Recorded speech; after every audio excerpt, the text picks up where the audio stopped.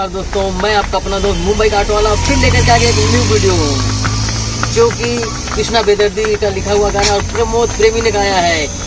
ए बाबू आमला हाथे में थामला, वाह क्या गाना है।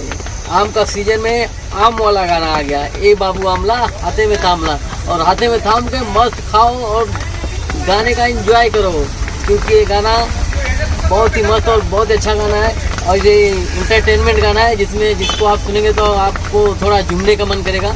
और गाना भी बहुत मस्त है, बहुत अच्छा गाना है, क्योंकि इसमें जिस हिसाब से गाना बनाया गया है उस हिसाब से ठेले पे बेचती हुई लड़की और तौल के देती हुई और 5-6 लड़के लोग आकर के लेते हैं, और वो गाना उसमें इंजॉयमेंट में किया गया है, एकदम मस्त रंग रसीला में।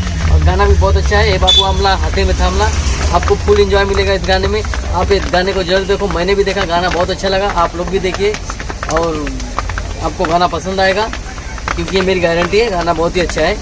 तो दोस्तों, अगर आप मेरे चैनल पे नए हैं तो मेरे चैनल को लाइक करें, शेयर करें और सब्सक्राइब करें। मिलते हैं फिर अगले वीडियो में, तब तक के लिए नमस्कार, जय हिंद, जय श्री राम।